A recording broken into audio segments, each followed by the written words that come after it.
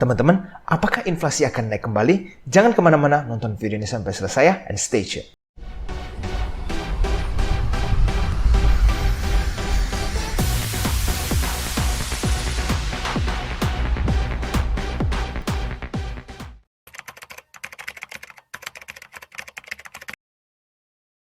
Oke teman-teman, jadi di video hari ini kita akan melihat ya, apa sih penyebab potensi inflasi akan naik kembali dan kira-kira dampaknya terhadap market seperti apa. Dan di penghujung video teman-teman saya akan membahas ada sebuah sektor yang kelihatannya segera rally. Yuk langsung saja kita mulai. Pertama-tama saya ingin mengucapkan welcome to AJ Invest ya. Bagi para penonton yang mungkin baru ketemu channel ini, jangan lupa untuk follow Instagram kami di ajinvest.official untuk mendapatkan informasi terbaru seputar saham. Dan teman-teman jangan lupa juga setiap hari Minggu jam 8 malam kita selalu adakan Clubhouse bersama AJ Invest ya. Ini sangat cocok buat para investor ataupun trader yang ingin belajar lebih banyak lagi tentang saham. Saya akan cantumkan linknya di kolom komentar di bawah. Nah teman-teman jangan lupa nih, pendaftaran batch ke-19 kita telah dibuka. Dan bagi teman-teman yang berminat untuk mendaftarkan diri, bisa menghubungi admin kami di Telegram ya, @AJInvestAdmin. Nanti saya juga akan cantumkan di kolom komentar di bawah. Oke teman-teman, kita lihat IHSG satu minggu terakhir ya.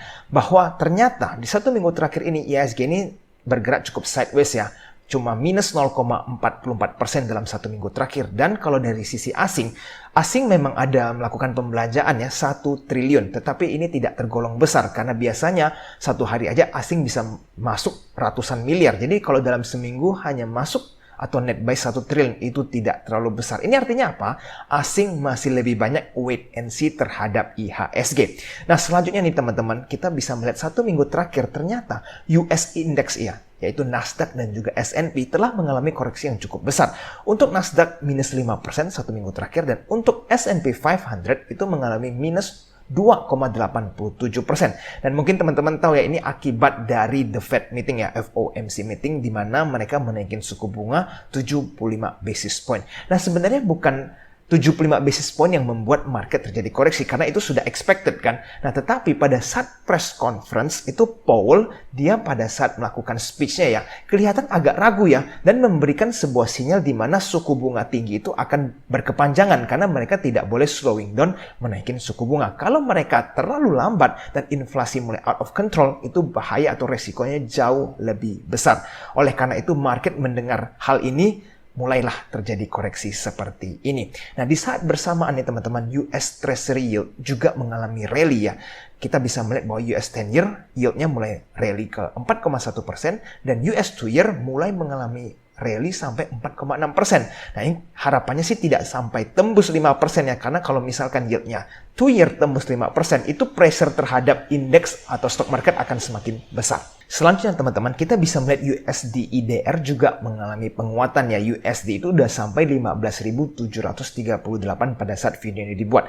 Kelihatannya nih teman-teman, gak lama lagi bisa tembus 16.000 kalau Amerika terus-terusan naikin suku bunga. Jadi Indonesia harus keep up nih. Kalau Indonesia naiknya pelan-pelan, ini nanti USD makin meninggalkan IDR. Dan ini akan berbahaya buat beberapa saham ya teman-teman, karena kalau misalkan hutang dengan dana US semakin bengkak, itu biaya akan semakin besar karena selisih kurs ini. Jadi teman-teman, di saat US yang terus-terusan naik, ternyata ada beberapa saham yang diuntungkan, yaitu sektor kertas ya teman-teman, yaitu ada INKP di sebelah kiri dan Tekim di sebelah kanan. Pada saat video ini dibuat, teman-teman bisa melihat bahwa INKP mencapai 10.300 dan Tekim sudah mencapai harga 8.425. Nah, kalau kita lihat dari graf 5 tahun terakhir nih teman-teman, INKP bisa tergolong sideways ya di kisaran 8.000-7.000-an, dan lalu beberapa hari terakhir atau beberapa minggu terakhir INKP sudah mulai rally, begitu juga dengan Tekim. Nah, sekarang mari kita pelajari lebih dalam lagi, apa sih yang menarik di saham ini. Mari kita lihat dari sisi performance-nya. Teman-teman, kalau kita lihat dari sisi balance sheet, ini sebenarnya perusahaan sangat sehat ya, karena equity-nya terus-terus bertambah. Artinya perusahaan ini dari sisi owner, mereka itu masih optimis terhadap perusahaan ini dan terus menginjek equity mereka. Bukannya mereka malah mengurangi equity. Jadi teman-teman, kita bisa melihat juga dari segi cash mereka mulai semakin tebal ya, dari 11 triliun di tahun 2021, di tahun 2022 cash mereka sudah mencapai 14 triliun. Selanjutnya teman-teman, dari sisi income statement ya, kita bisa melihat bahwa ada lonjakan dari sisi performance ya, profit operating mereka saja dari yang 5 triliun di tahun 2021 berubah menjadi 7,9 triliun. Nah, ini baru di 6 month ya. Kalau nanti laporan keuangan kuartal ketiga sudah keluar, saya cukup optimis bahwa performance mereka akan jauh lebih baik karena harga pulp and paper itu memang masih sangat tinggi. Nah, teman-teman, kita juga bisa melihat net profit mereka berubah dari 4,1 triliun ya tahun 2021 menjadi 5,9 triliun. Nah, ini menurut saya luar biasa. Dan teman-teman, revenue mereka juga naik sekitar 5 triliun ya omset mereka. Jadi everything is growing dan kita bisa melihat dari sisi valuasi mereka, price to book value ini cuma di 0,74, which is relatively murah, masih di bawah 1. Dan yang lebih menarik lagi yaitu teman-teman dari sisi PER mereka. PER mereka ini sekarang pada saat video ini dibuat masih 9,65 dan ini belum termasuk laporan keuangan di kuartal ketiga. Kalau nanti sudah keluar, saya rasa PER mereka bisa semakin rendah lagi. Jadi teman-teman make sure untuk perhatikan. Nah, sekarang berikutnya ada Techim. Secara fundamental, Techim ini juga tidak kalah menariknya. Dari total equity sama, ada pertumbuhan ya teman-teman, dari total cash. Ada kenaikan tetapi tidak terlalu signifikan. Nah, bagaimana dari sisi operating profit? Operating profit mereka juga naik cukup signifikan dari 340 billion menjadi 573 dan dari net profit ya mereka dari 1,7 triliun menjadi 2,5 triliun. Basically dari performance mereka cukup spektakuler. Sekarang kita pelajari PBV-nya masih murah juga di bawah 1 ya teman-teman, 0,92 dan PER mereka di 10,49. Nah, sekarang kalau kita bandingkan INKP dan Techim, kita bisa melihat bahwa Techim dari sisi price to book value lebih tinggi, ya kan? Kalau kita lihat di INKP cuma 0,7, di Techim ada 0,9. Begitu juga dari sisi PER.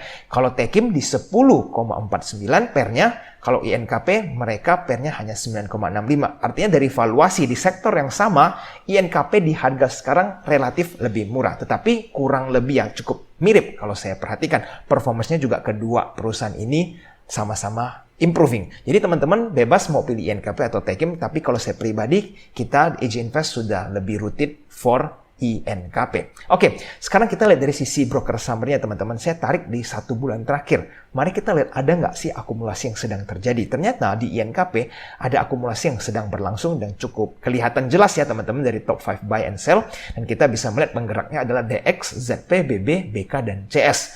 Bagaimana dengan Techim? Kalau Techim juga ada akumulasi yang cukup terlihat jelas di mana DH dan BB adalah majority bandar besarnya ya, DH dan BB. Nah, jadi kalau kita lihat dari 1 bulan terakhir memang saham ini diakumulasi. Dan kalau kita lihat buying average-nya INKP di 9.200 ke atas ya, harga bandar di 1 bulan terakhir. Dan kalau Techim di 7.500 ke atas ya dari 1 bulan terakhir. Jadi kalau teman-teman punya average price yang dekat dengan bandar atau di bawah itu definitely hold. Tapi kalau teman-teman yang mungkin masih belum punya posisi sama sekali ya, kalau misalkan tidak terlalu jauh dari buying average, silakan mau belanja boleh. Nah, tetapi teman-teman jangan euforia dulu ya lihat kedua saham tadi lalu kepingin belanja saham dengan agresif. Karena selain sektor kertas tadi yang memang diuntungkan karena kurs USD yang semakin meningkat dan juga memang harga pulp and paper yang masih tinggi ya, relatif tinggi, kita perlu perhatikan hal-hal ini. The Fed itu mengatakan suku bunga akan cukup tinggi dengan waktu yang cukup panjang. Artinya pressure terhadap stock market mungkin akan lebih panjang dari kita antisipasi. Kedua, treasury yield juga masih terus-terusan naik. Berarti masih dalam uptrend. Dan kalau kita lihat ya treasury yield yang terus-terusan naik, pressure terhadap stock market juga akan semakin besar. Nah, yang ketiga nih teman-teman, yang paling penting, awalnya ini kita bisa melihat bahwa inflasi di berbagai negara mulai stop ya, artinya mulai stuck peningkatannya atau bahkan ada yang mulai menurun. Nah, tetapi ada satu hal yang mendadak terjadi, yaitu apa teman-teman? Oil price mendadak rally nggak karu-karuan ya. Jadi this is very unfortunate ya. Padahal oil sudah sempat di bawah 90 dan teman-teman lihat ya, sempat bahkan di bawah 80. Nah, pada saat oil turun, itu inflasi juga secara merata di seluruh negara itu pelan-pelan mulai tertahan ya.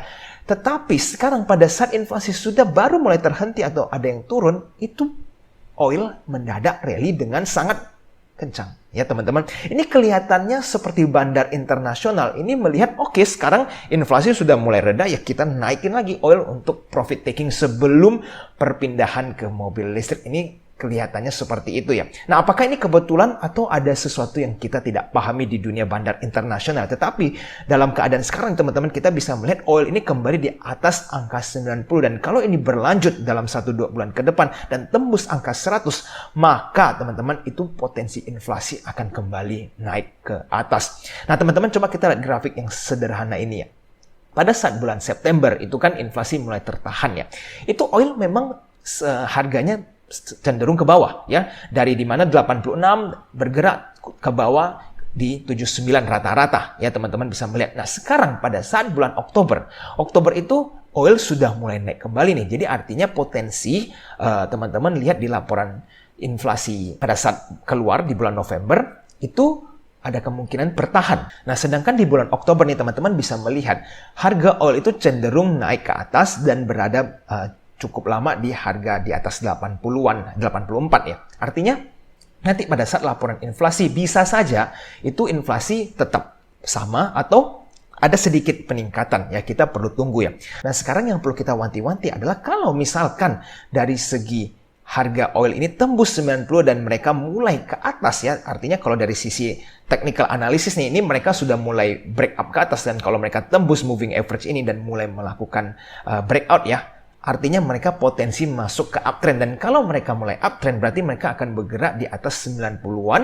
Dan kalau itu berkepanjangan ya, misalkan nih sampai bulan November, sampai bahkan akhir Desember harganya di atas 90, maka inflasi ada kemungkinan mulai naik kembali. Karena kita bisa melihat inflasi itu turun karena oil mulai turun. Tapi kalau oil sudah mulai naik kembali, nah ini yang akan agak tricky. Karena kalau oil naik, segala sesuatu akan naik ya teman-teman.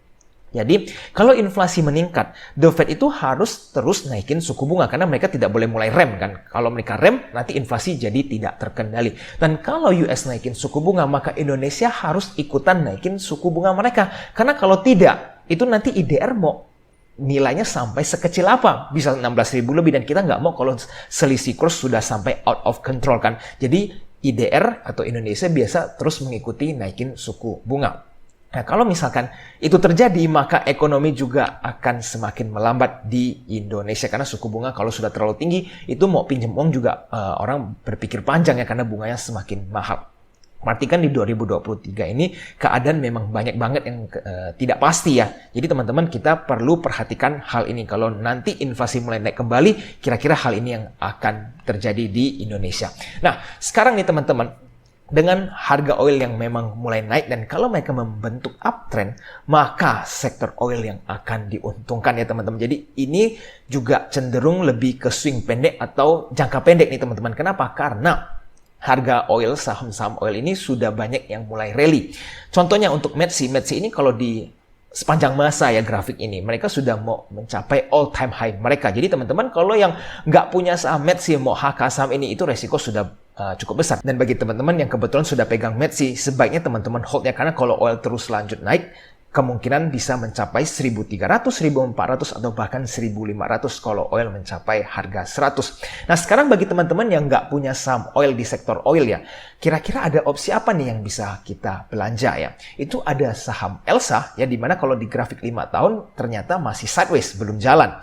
Nah kalau kita lihat ada BP juga, ini kalau BP lebih cukup kolesterol ya, karena pergerakan sahamnya agak ekstrim dan sempat tertidur di 50. Cuma performance-nya mulai kembali rally karena harga oil mulai naik kembali. Nah, dan juga ada Ruiz yang tidak terlalu liquid, tetapi dari sisi valuasi masih relatively murah. Jadi teman-teman, kalau untuk saham oil pilihan AJ Invest adalah ELSA. Ini khusus buat teman-teman yang belum punya saham oil sama sekali ya.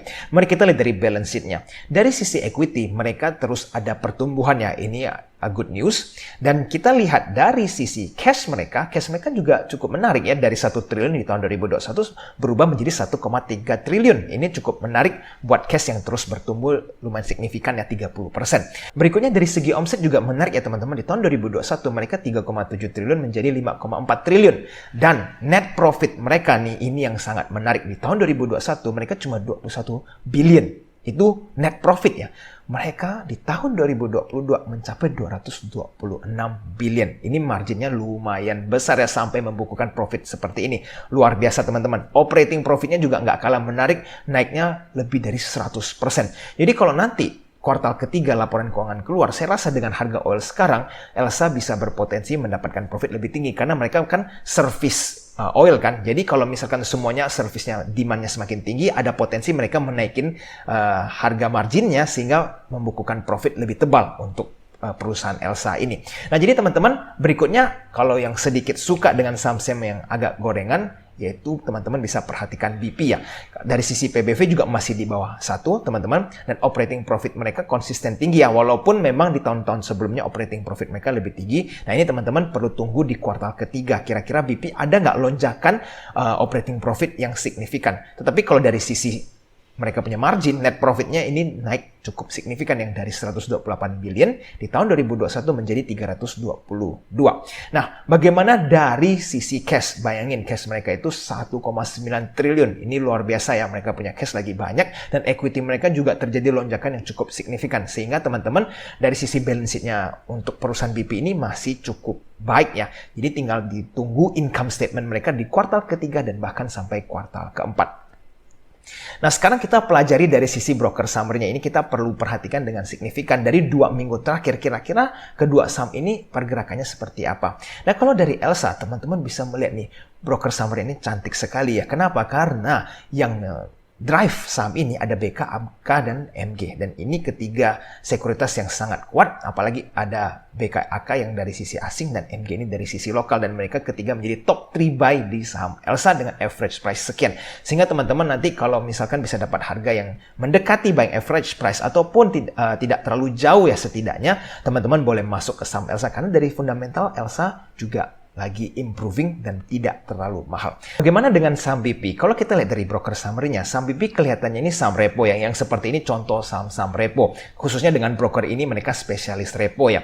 Jadi kalau yang namanya repo ini agak sulit untuk menilai apakah saham ini akumulasi atau tidak. Sehingga teman-teman bisa perhatikan dari sisi valuasinya ya. Kalau dari sisi valuasi masih oke. Dan kalau kuartal ketiga angkanya keluar bagus, maka BP bisa menjadi salah satu opsi ya teman-teman. Dan mungkin BP juga lebih cocok scalpingan daripada swing. Kalau teman-teman yang suka swing, mungkin Elsa akan become a better choice karena drivernya BKAKMG ini lumayan kuat. Oke, jadi teman-teman selanjutnya sebelum saya lanjut ke honorable mention ya teman-teman, pastikan teman-teman sudah mendapatkan buku Bandarmology A Game Changer ini ya. Bagi yang belum punya, sudah saatnya teman-teman mempelajari lebih dalam lagi bandarmologi karena ilmu ini akan memberikan teman-teman performance yang jauh lebih baik di dalam dunia investasi. Cara mendapatkan buku ini sangat gampang, teman-teman bisa beli di Tokopedia, Shopee, ataupun di Gramedia terdekat teman-teman. Nanti untuk link Tokopedia dan Shopee akan saya cantumkan di bawah ya.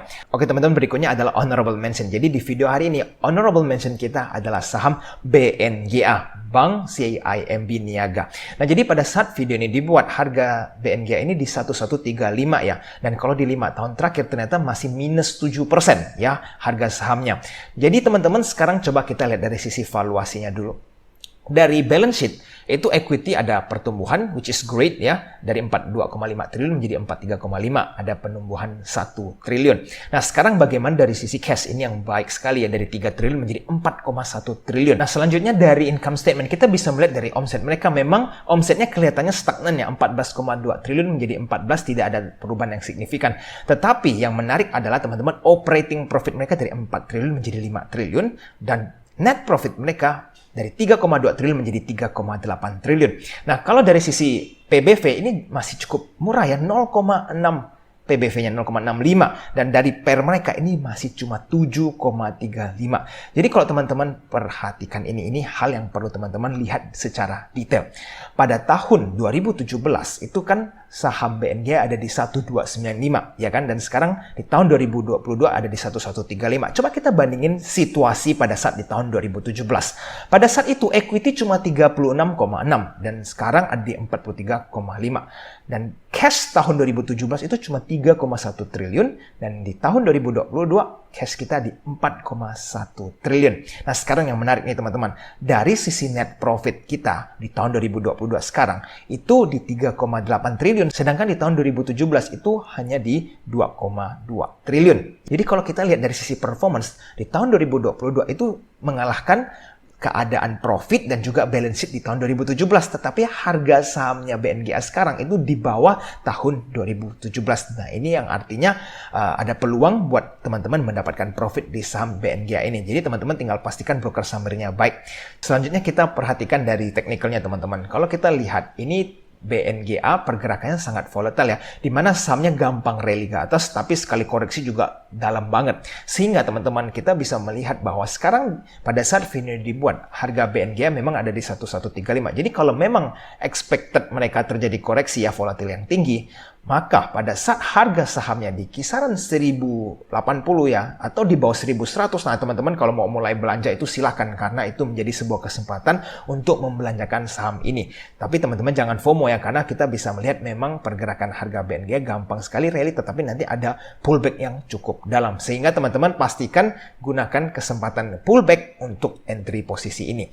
Dan dari sisi broker summary, kalau kita bisa melihat teman-teman, ini saya tarik untuk kira-kira 1 bulan terakhir ya. Ternyata saham ini memang ada akumulasi oleh GR dan CC dengan dana yang lumayan ya.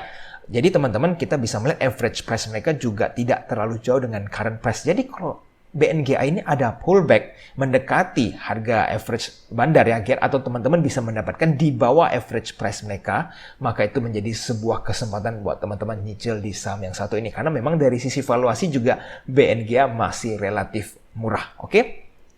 Nah, teman-teman, kalau kita bisa perhatikan lagi ya, dimana kalau memang inflasi naik dan suku bunga terus-terusan naik supaya IDR tidak ketinggalan dengan USD ya, berarti keuntungan second liner bank juga masih akan berlanjut ya.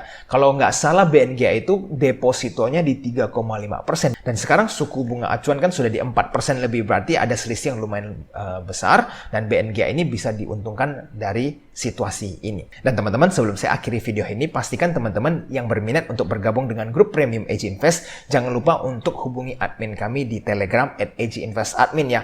Nanti teman-teman bisa mendapatkan informasi lebih banyak lagi. Dan di batch 19 ini teman-teman bisa mendapatkan diskon 15%. Oke teman-teman, video hari ini sampai di sini dulu ya. Bagi teman-teman yang merasa video ini bermanfaat, jangan lupa untuk tekan tombol like-nya dan subscribe channel ini supaya teman-teman tidak ketinggalan dengan informasi penting seputar saham. Sampai jumpa di video selanjutnya. I'll see you again next time. Bye-bye.